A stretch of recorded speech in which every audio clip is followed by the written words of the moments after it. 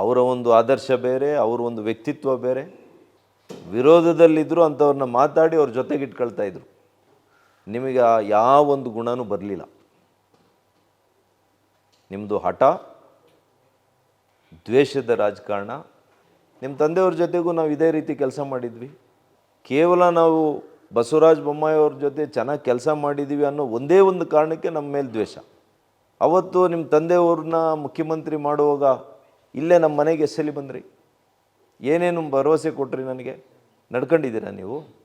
ಬಸವಣ್ಣವ್ರ ಪಾದದ ಮೇಲೆ ಪ್ರಮಾಣ ಮಾಡಿದ್ರಿ, ನಡ್ಕೊಂಡಿದ್ದೀರಾ ನೀವು ಏನಾದರೂ ಒಂದು ವಿಚಾರದಲ್ಲಿ? ಹಾಗಾಗಿ ಭಾಳಷ್ಟು ನೋವನ್ನು ಪಟ್ಟಿದ್ದೀವಿ. ಆದರೆ ನಾವು ನಂಬಿರ್ತಕ್ಕಂಥ ಪಕ್ಷ, ರಾಷ್ಟ್ರೀಯ ನಾಯಕರುಗಳು ಅವರಿಗೆ ತಿಳಿಸುವಂಥ ಕೆಲಸ ಮಾಡ್ತೀನಿ. ಇವರು ಇದೇ ರೀತಿ ನಮ್ಮನ್ನು ರಾಜಕೀಯವಾಗಿ ಸಮಾಧಿ ಮಾಡೋಕ್ಕೆ ಹೊರಟಿದ್ರೆ ನಾವು ಕೂಡ ರಾಜಕೀಯದ ನಮ್ಮ ಅಳಿವು ಉಳಿನ ಪ್ರಶ್ನೆ ಆಗ್ತದೆ. ನಾವು ಮುಂದೆ ಏನು ತೀರ್ಮಾನ ತಗೋಬೇಕಾಗ್ತದೆ. ಆ ಮಟ್ಟಕ್ಕೆ ತಂದು ನನ್ನನ್ನು ಬಿಟ್ಟಿದ್ದಾರೆ ಇಲ್ಲಿ. ಇದು ಹೇಳಬಾರ್ದು ನಾನು. ಇದೇ ನಮ್ಮ ಮನೆಯಲ್ಲಿ ಈಗಿನ ಮುಖ್ಯಮಂತ್ರಿಗಳು, ಅಂದು ಮಾಜಿ ಮುಖ್ಯಮಂತ್ರಿಗಳು ಸಿದ್ದರಾಮಣ್ಣವರು ನನಗೆ ಅತ್ಯಂತ ಆಪ್ತರು. ನೋಡಯ್ಯ, ನೀನು ಉಪಯೋಗಿಸ್ಕೊಂಡು ಅವರು ಕೈ ಬಿಟ್ಬಿಡ್ತಾರೆ, ಮಧ್ಯದ ನೀರಲ್ಲಿ ಬಿಡ್ತಾರೆ. ನನ್ನ ಭಾಳ ಜನರು ನನಗೆ ಅವ್ರ ಅನುಭವವನ್ನು ಹಂಚ್ಕೊಂಡಿದ್ದಾರೆ. ನಿನಗೆ ಹೇಳ್ತಾ ಇದ್ದೀನಿ, ಹೋಗಬೇಡ ಅಂತ ಹೇಳಿದ್ರು. ಭಾಳಷ್ಟು ಹೇಳಿದ್ರು. ನಾವು ನಂಬಿ ಇವರನ್ನು ಹೋಗಿದ್ದಕ್ಕೆ ಇವತ್ತು ಈ ರೀತಿಯ ಪರಿಸ್ಥಿತಿ ನನಗೆ ತಂದಿದ್ದಾರೆ.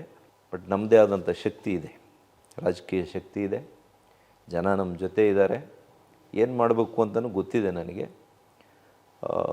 ದೆಹಲಿಗೆ ಇಷ್ಟರಲ್ಲೇ ಭೇಟಿ ಕೊಡ್ತೀನಿ, ಎಲ್ಲ ನಮ್ಮ ರಾಜ್ಯ ಮಟ್ಟದ ನಾಯಕರುಗಳನ್ನ ಮಾತಾಡ್ತೀನಿ. ಅನೇಕ ಜಿಲ್ಲೆಗಳಲ್ಲಿ ಇದೇ ರೀತಿ ಆಗಿದೆ. ಪಾಪ ಕೆಲವ್ರಿಗೆ ಯಾಕೋ ಧೈರ್ಯವಾಗಿ ಮುಂದೆ ಬರೋಕ್ಕೆ ಆಗ್ತಾಯಿಲ್ಲ. ಅಷ್ಟೇ ಬಿಟ್ಟರೆ ಯಾವ ರೀತಿ ಲಾವ ಎಲ್ಲ ಒಳಗಡೆ ಇದೆ, ಯಾವಾಗ ಅದು ಸ್ಫೋಟ ಆಗ್ತದೆ ಗೊತ್ತಿಲ್ಲ.